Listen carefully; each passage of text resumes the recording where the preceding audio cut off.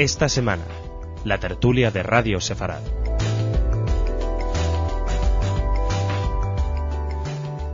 Este miércoles 30 de enero se cumplían 75 años de la llegada de Hitler al poder, con todas las consecuencias que conocemos ya, y el 27 de enero, el domingo, se conmemoraba la liberación de Auschwitz.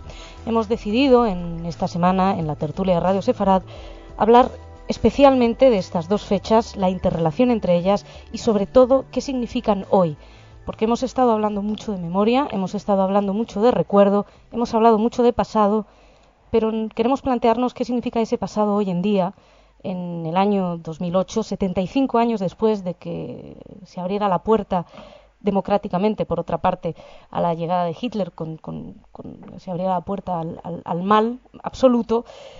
Pues, ¿dónde estamos hoy? ¿Qué es lo que ha avanzado y qué hemos aprendido? Para hablar de esto, contamos con nosotros hoy en la tertulia con el profesor Manuel Reyes Mate, investigador del Instituto de Filosofía del Consejo Superior de Investigaciones Científicas, que encabeza además el seminario Filosofía después del Holocausto.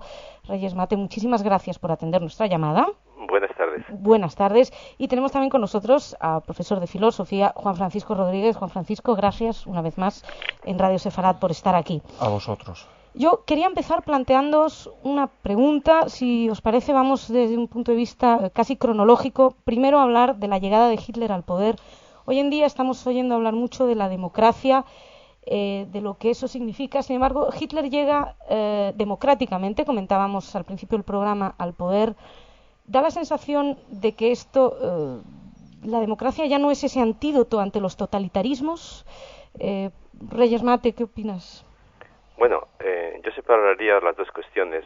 La primera, la de la legalidad. Es verdad que Hitler llega legalmente al poder tras unas elecciones democráticas y que hay un esfuerzo por parte de los legisladores alemanes de entroncar las decisiones, es decir, las leyes, incluso las leyes antisemitas, dentro de la más estricta legalidad, y no solamente dentro de la más estricta legalidad alemana, sino en consonancia con la filosofía política occidental, ¿no? Esto es un asunto muy importante, es decir, esto no fue solo una ocurrencia del filonazi o del nazi Carl Schmitt, sino que en la tradición occidental está esta idea de entender la política como el enfrentamiento entre el amigo y el enemigo. Entonces se entendía que en la medida en que los alemanes definían al judío como el enemigo, estaban haciendo algo que siempre había hecho la política occidental, es decir, funcionar en base a la definición del enemigo. Claro, esto nos invita a una reflexión muy seria sobre el ser de la política y, por tanto, sobre la idea de que no basta la legalidad para afirmar la moralidad de una decisión política, ¿no? Uh-huh. Esto plantea también, en términos, aunque hablamos de justicia, no querría entrar demasiado en ello, pero también como la justicia, como con J mayúscula, si se puede aplicar, o bien si serían simplemente normas de convivencia que en este momento serían legales, ¿no? Las que aplicaba Hitler en ese momento, Juan. Hombre, lo apuntaba un poco el profesor Reyes Mate. A mi manera de verlo, no solo está en juego la legalidad, está en juego la base moral de la legalidad. Es decir, un sistema democrático puede ser legal, pero puede estar acometiendo atrocidades. En concreto, el ejemplo nazi es muy palmario. Yo creo que es ahí donde entra la población civil. Es decir, cuando hablamos de democracia como el antídoto de cara a los totalitarismos, es porque presuponemos el espacio político, el espacio de la gente, el espacio de todo ciudadano para, con la utilización que también se ha dado en denominar sentido común, ver qué es lo bueno y lo malo en base al código moral que cada uno tenemos dentro y que se va formando en los valores democráticos. Y es lo que yo creo que en la Alemania de entreguerras no se sustenta, porque la ciudadanía optó por un populismo radical frente a una coyuntura en la que había crisis económica, crisis social, crisis política, etcétera. Y hoy por hoy, pues esa fina línea todavía se puede cruzar. La democracia no es eterna, no es para siempre, en cualquier momento se puede perder. El mero proceso de reunificación europea bajo la bandera de los 27 países actualmente es precisamente un intento de que esto no se vuelva a producir o a ocurrir. Pero estáis hablando de legalidad, estáis hablando de unos conceptos morales, por otra parte, que tal vez tuvieron su fin, no sé, estoy pensando en la misma Primera Guerra Mundial. La Primera Guerra Mundial fue también el final de todo un concepto filosófico y moral del ser humano Hay que recordar que los gases mostaza, hubo una serie de aberraciones que tuvieron lugar ya durante esa, lo que fue considerada la Gran Guerra, y que todavía hoy, curiosamente, es la que se llama Gran Guerra, ¿no? El impacto de esa Primera Guerra Mundial y el fin de una serie de ideales puede estar en la raíz de la llegada de Hitler como paradigma del mal al poder. Profesor. Sí, es verdad que entre guerras había una especie, no sé si de resignación o de reconocimiento que los regímenes políticos tenían que ser totalitarios, ¿no? Por eso es muy importante lo que acaba de decir ahora Juan Francisco, es decir, que hay que distinguir muy bien entre moralidad y legalidad, y que, como decía el viejo profesor José Luis López Aranguren, hay que distinguir entre la democracia como organización y la democracia como moral, ¿no? No es lo mismo, no queda justificada moralmente una democracia por el hecho de que tenga reglas de juego más o menos democráticas, ¿no? Tiene que tener un principio inspirador moral.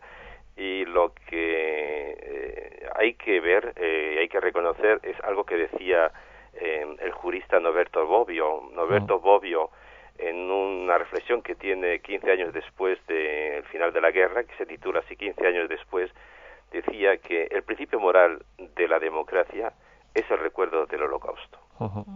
Y por tanto, el principio moral del desarrollo de los derechos humanos tiene que ser esta conciencia de la fragilidad precisamente de la democracia que tuvo lugar en el Holocausto.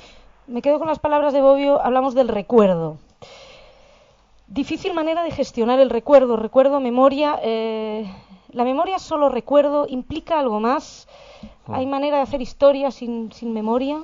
Hombre, yo ahí me tengo que situar en la tesis de Benjamin. Es decir, el asesino mata dos veces. Si le dejamos, mata dos veces. La parte física y luego la parte hermenéutica. Cuando decimos la parte hermenéutica es la parte del recuerdo. La parte de que la víctima no es ajusticiada en el recuerdo, no ve hecha justicia. No en el sentido de condenar al que delinque, no condenar solo como una restitución, sino sobre todo la posibilidad de honrar al que ha sido víctima.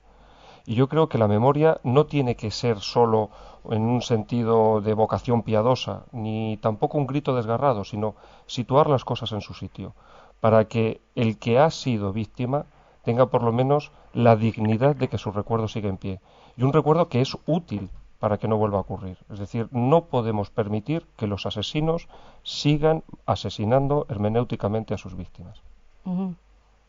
Ese es el sentido de todos estos recordatorios y estos homenajes que están teniendo lugar últimamente. Y luego prevenir como vacuna a las nuevas generaciones. Es por lo menos mi manera de verlo. Es decir, las nuevas generaciones tienen que no olvidar lo que ocurrió, entre otras cosas, para que no vuelva a ocurrir. Por lo que decíamos antes, la línea es muy débil.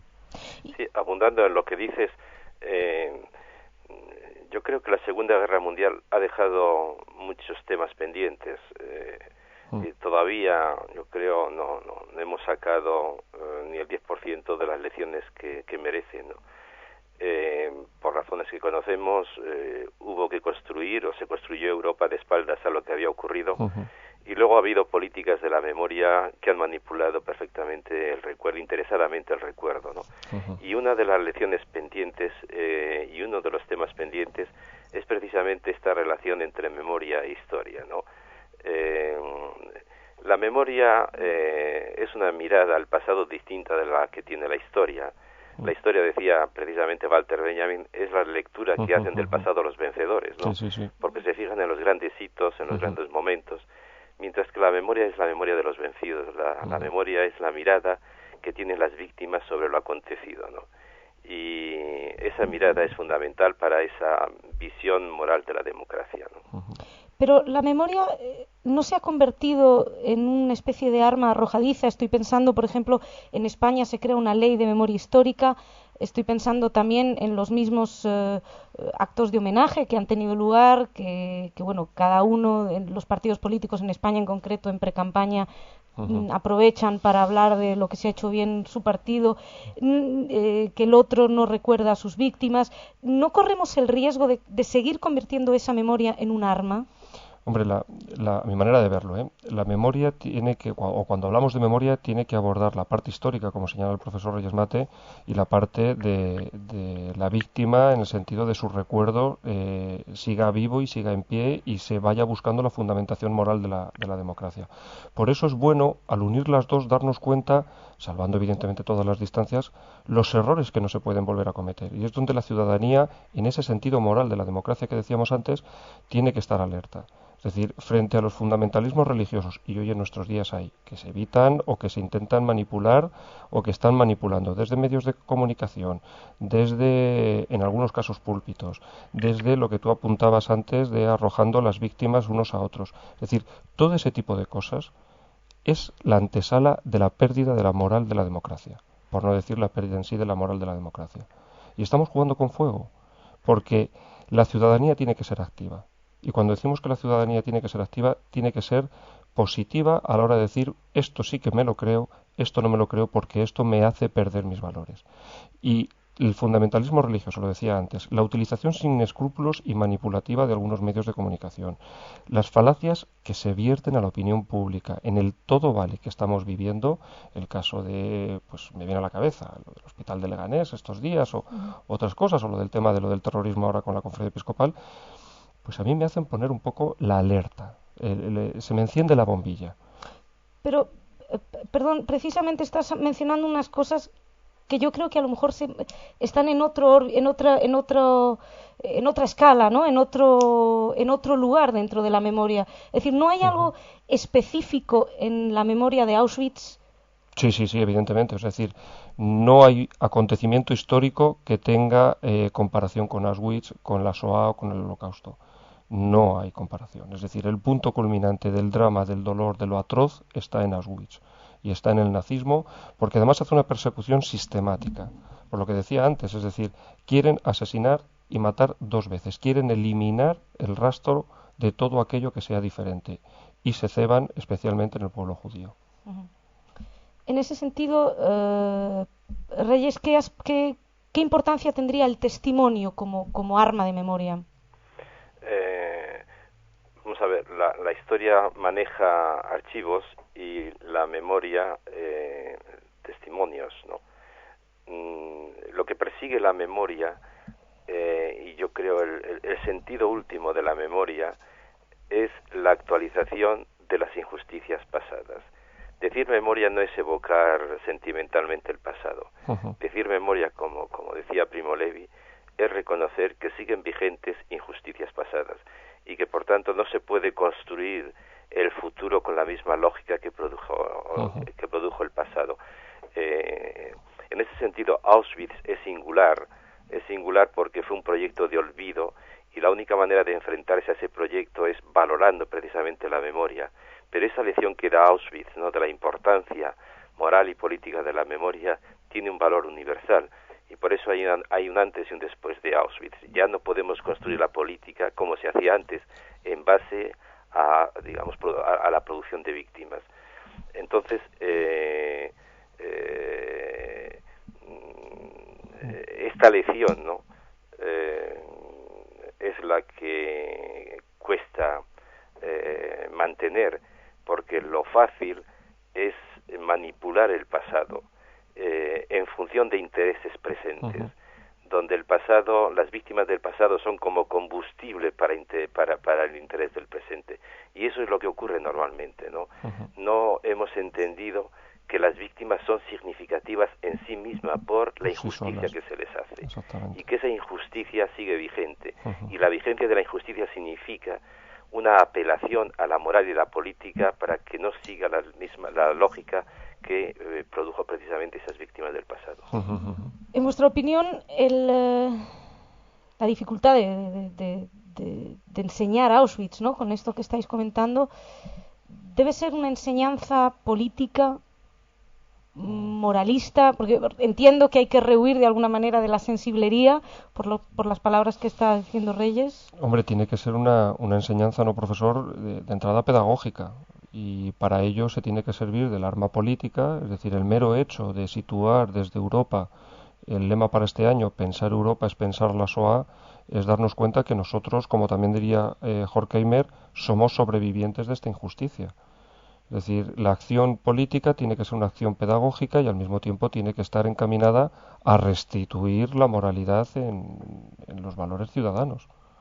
Y tiene que utilizarse todas las instituciones habidas y por haber. No por mucho que se recuerde, es malo. Al contrario. Ujú. Ya, difícil. No es... Hombre, permíteme, luego sí que es cierto que hay que buscar cánones y manera para hacerlo. Es decir, no se le puede explicar ni a los niños de educación primaria o de infantes de una manera como se le puede enseñar pues a una persona de 18 años, un joven, o como se puede recordar a una persona de 30 años. Sí que se tiene que divulgar, creo que incluso se están haciendo buenos esfuerzos a nivel educativo y creo que las leyes tienen que estar también proclives a ello, evidentemente. Abundando en esto, yo creo que es importante la decisión que ha tomado la última ley, la LOE, la Ley Claro. Orgánica de Educación, Es a donde yo quería llegar. de contar efectivamente, de introducir la enseñanza de la Shoah en el Claro. currículum de primaria y secundaria. Y se veía estos días en el debate del Senado la importancia que tiene la figura de los lugares de la memoria. Esta educación en Auschwitz, que es una educación que no debe de ser una evocación sentimental, sino que es repensar la moral, repensar la política y repensar la estética, teniendo en cuenta esa memoria del horror. Pues para ese trabajo los lugares de la memoria es fundamental, es decir, hay que conseguir que un buen número de escolares españoles debidamente preparados puedan visitar esos lugares, porque el espacio comunica, tiene una enseñanza que no transmite el papel, ni el libro, ni la palabra del profesor, ¿no? Hay que rehuir de la comodidad, tal vez, ¿no?, a la hora de enseñar. Hombre, toda indiferencia fomenta el totalitarismo. Toda indiferencia ciudadana fomenta el totalitarismo. Yo estoy convencido de ello. Y entonces hay que huir de la comodidad, evidentemente. Porque Auschwitz, y es el eslogan o el lema de este año, ¿no? Es decir, la SOA a mí me interroga. Y me interroga sobre la capacidad de lo humano, qué tuvo que pasar por esas mentes, cómo tiene que derivar un Estado en algo pernicioso para hacer legal, lo que decía el profesor Reyes Mates al principio de la tertulia, hacer legal algo que es absolutamente inmoral a ojos vista de cualquier persona con sentido común. Es decir, incluso las personas que perpetraron o que fueron partícipes y que son corresponsables de lo mismo, preguntados en frío en 1925 de lo que iba a ocurrir 10 años después, ellos estaban, pondría la mano al fuego que la mayoría estaría completamente de acuerdo en que eso sería imposible. Y en cambio lo perpetraron. Es decir, hay algo que es, a mi manera de verlo, la indiferencia, la pasividad cívica, que fomenta que haya grupos que se aprovechen del totalitarismo. No sé si habéis oído que se está preparando un musical sobre Ana Frank aquí en España. Hemos visto películas, muchísimas películas sobre el Holocausto, como La lista de Schindler, incluso La vida es bella. Ya sé que están en aspectos completamente diferentes. Hay un gran riesgo de caer en la sensiblería, o por lo menos a mí me da miedo a veces caer en la sensiblería cuando se habla de Auschwitz. ¿No banaliza, en vuestra opinión, el recurrir a veces a la lágrima fácil? A la lágrima fácil, sí. Vamos a ver,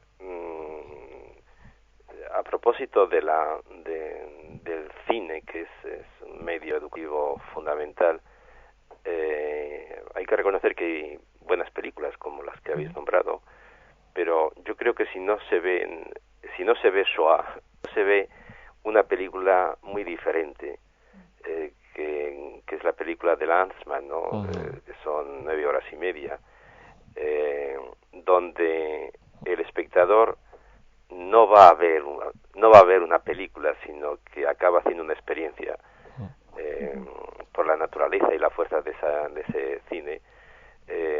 Entonces, si no se ve esa película, las demás corren ese riesgo, ¿no? porque la lista de Schindler, que yo creo que es una película que es positiva en su conjunto, pero tiene un gravísimo riesgo, y es que es una película potentísima, posiblemente para muchos sea la introducción en la Shoah, en el Holocausto, y sin embargo es una película que termina bien, cosa que no ocurrió en el 99,9 de los casos que tuvieron lugar en los campos de exterminio, ¿no? Entonces ese es el peligro, y por eso el cine hay que mantenerle, yo creo que es defendible. Incluso una película tan discutible como la de Ana Frank, que es una película muy edulcorada, incluso vale la pena mantenerlas, pero siempre y cuando entendamos que hemos conseguido, yo creo, una producción cinematográfica realmente genial, que permite superar esos peligros del sentimentalismo, ¿no? Sí, bueno, pero Lanzmann precisamente su película es todo menos sentimental, es una película muy intelectual, muy que invita a la reflexión, ¿no? Por eso de enseñar a través de casi del arma reflexiva y más que del arma emotiva, ¿no? ¿Qué quería, avanzando, qué rol os parece dentro de esta transmisión de Auschwitz debe jugar el lenguaje? Estoy pensando precisamente en ese debate si debemos decir Shoah, debemos decir Holocausto y muchos otros debates que hay alrededor, ¿no?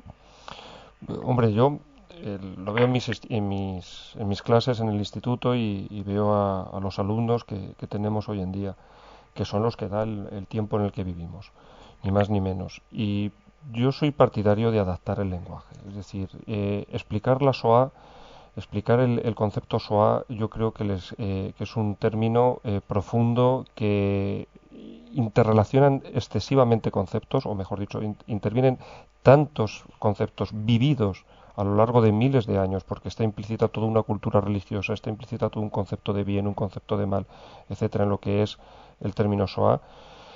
Y en cambio el Holocausto es mucho más socialmente aceptado, todo el mundo sabe a qué momento histórico nos estamos refiriendo, y es una manera de ayudar a hacer significativo el momento histórico que estamos analizando. Estamos analizando Auschwitz, estamos analizando el nazismo y estamos analizando la muerte de más de 6 millones de judíos, medio millón de gitanos, etcétera, etcétera, etcétera. Entonces yo me estoy haciendo en ese sentido muy pragmático, es decir, quiero ir a lo concreto para concienciar a las nuevas generaciones de que esto no podemos correr el riesgo de volverlo a repetir. Y que da igual que sean judíos, que sean miembros de Darfur, gente que está sufriendo en aquel campo, o ruandeses, ugandeses o burundeses. Sí, hay otro aspecto también, y es el de la trivialización del lenguaje coloquialmente, es decir, esto de aquello de Saramago, ¿no? Jenin es Auschwitz, o lo que decía el director de un buen periódico español, el Periódico de Cataluña, Antonio Franco, que decía, pues Ramallah es Varsovia. Y es curioso porque es gente que no es en absoluto antisemita, todo lo contrario. Pero hay una banalización del lenguaje que también pues aparece cuando ante cualquier circunstancia se dice, esto es la Gestapo, o fulano es Hitler, o no, en fin, hay que tener mucho cuidado con eso, ¿no? Porque si estamos convencidos de la singularidad del Holocausto, hay que hilar muy fino a la hora de hablar de ello, ¿no? Hago autocrítica con esto, ¿no? A veces los judíos también no nos pasamos viendo antisemitas y acusando de antisemita, que hoy en día creo que acusar a alguien de antisemita es algo suficientemente grave como para simplemente que a veces hay una crítica que puede ser aceptable y nosotros caemos un poco también en esa tentación. Yo creo que sí, que hay también ese peligro, es decir, cuando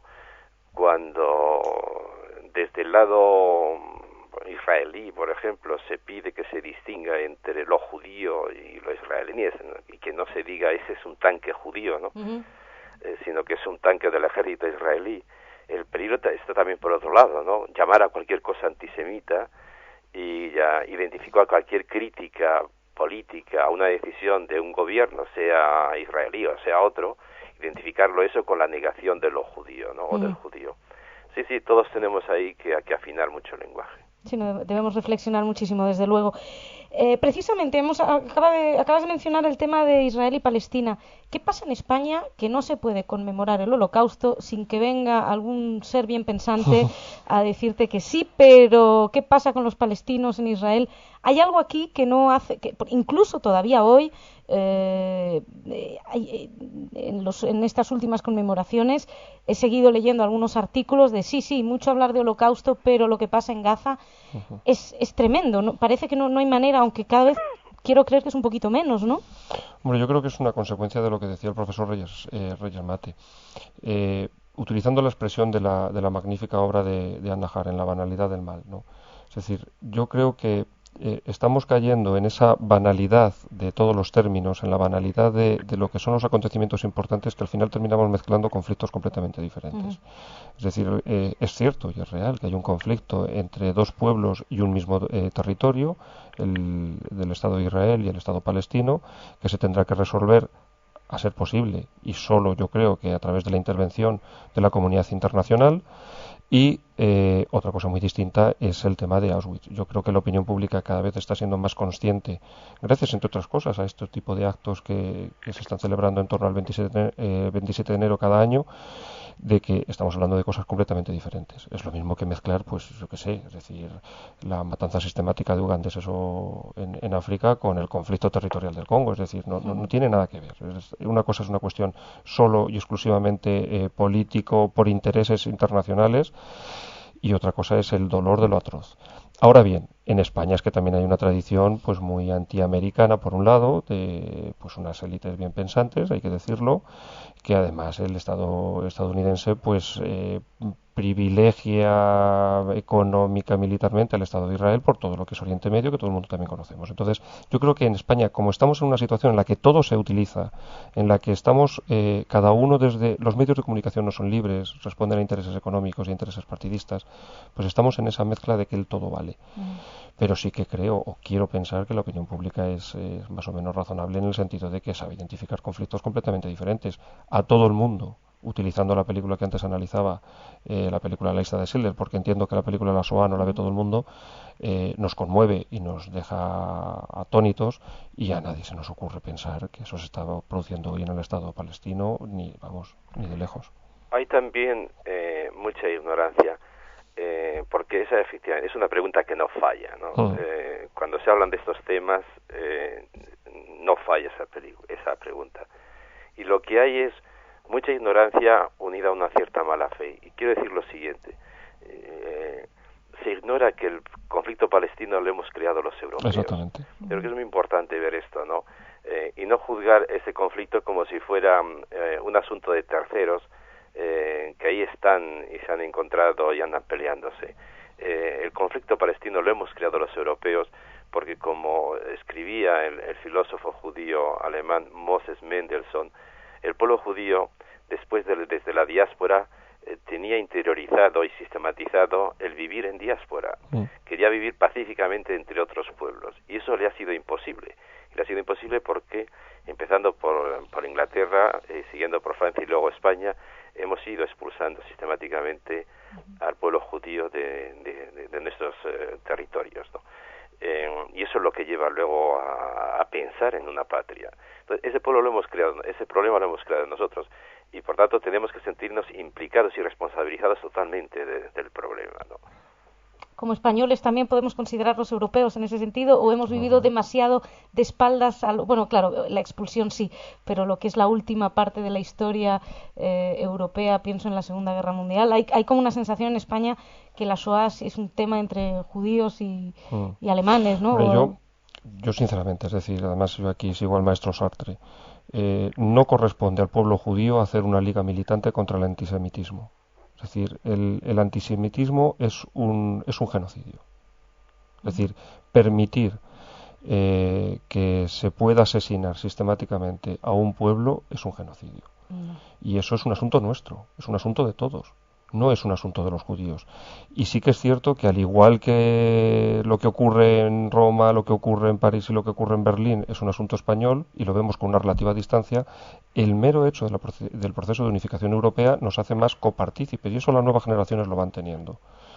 Y por ello yo creo que tenemos que seguir siendo pedagógicos en hacer o hacernos entender a todos que los conflictos internacionales también son parte nuestra. Somos corresponsables, por lo que apuntaba también el profesor antes. Somos corresponsables, aunque solo sea por el silencio que mantenemos. Sí, completando esto, aquí hay una gran hipocresía, porque la expulsión de los judíos tiene lugar en marzo de 1492. Claro. Pero desde entonces hasta hoy en España hay un curioso antijudaísmo sin judíos. Exactamente. Y después no podemos olvidar que el concepto de pureza de sangre que manejan los nazis tiene un antecedente en la pureza de sangre inquisitorial española, ¿no? Que se aplica y se desarrolla en función de los judíos conversos, donde se entiende que no basta convertirse sinceramente al catolicismo o al cristianismo para ser español, hace falta tener pureza de sangre, y sobre todo hay que tener pureza de sangre. Entonces, esta relación, además del hecho de que la guerra civil española es una guerra, es el primer ensayo de totalitarismo y de fascismo con el fascismo, claro. Hace que sea inexplicable esa actitud que decía la moderadora que tan expandida en España, de pensar que el tema del Holocausto es un asunto de judíos y alemanes. No, es un asunto que nos incumbe por muchos capítulos, por europeos y por españoles, ¿no? Además, no olvidemos la tradición que hemos tenido en España durante muchísimo tiempo. Es decir, la acusación más grave que se hacía en nuestro país era ser judío, masón y comunista, y todo en el mismo lote. Es decir, y eso es bastante. Tenemos que ir terminando. Os quiero pedir, por favor, brevemente, casi telegráfico, ya que hemos partido de la democracia, estamos ahora hemos hecho una revisión de la memoria Auschwitz. Me gustaría, insisto, telegráficamente, vuestra opinión acerca de la decisión del Tribunal Constitucional de despenalizar el negacionismo, si no os parece que, como decía Jacobo Israel Garzón, el presidente de la Federación de Comunidades Judías, no es, en nombre de la libertad de expresión, abrir la puerta al monstruo, a la libertad de odio y de asesinato casi. Hombre, yo no condenar el Holocausto y permitir el negacionismo es, a mi manera de verlo, ponerse en la antesala del antisemitismo. Es un hecho tan atroz que ha roto la historia por dos, en el sentido de que no se ha cometido nunca algo tan atroz, valga la redundancia, que es ponerse abocados a lo que es el antisemitismo más puro y duro. Aparte que creo que hay matices, es decir, porque hay legislaciones en nuestro país, como la ley de partidos, que condena la exaltación del terrorismo, y esto puede ser exaltación. Pues esto es para otra tertulia, que de terrorismo. No nos va a dar tiempo, sino. Profesor Reyes Mate, ¿qué opinas? Sí, vamos a ver, yo creo que es un claro ejemplo de lo que puede significar el derecho si no tiene esta inspiración moral que pedía Norberto Bobbio, de pensar el derecho moralmente teniendo en cuenta el Holocausto. Me parece que es una aberración total, porque el Tribunal Constitucional no ha entendido que el problema de los negacionistas no es negar los hechos. Ellos saben perfectamente que los hechos son innegables. Claro. El problema es interpretarles, darles importancia, darles significación. Lo que pretende el negacionista no es negar el hecho, sabe que ahí no tiene nada que hacer. Lo que intenta es hacerles frívolos, hacerles insignificantes, naturalizarles. Entonces, como decía al principio Juan Francisco, el problema del Holocausto es el problema de la interpretación de las víctimas. Y entonces lo que hace el Tribunal Constitucional es frivolizar perfectamente la significación de las víctimas del Holocausto. Lo que nos devuelve a, como empezamos la tertulia, hablando de legalidad y moralidad, que no es exactamente lo mismo. Profesores Manuel Reyes Mate, Juan Francisco Rodríguez, infinitas gracias. Nos hemos ido de tiempo muchísimo y me están poniendo cara de enfado, así que nos marchamos ya.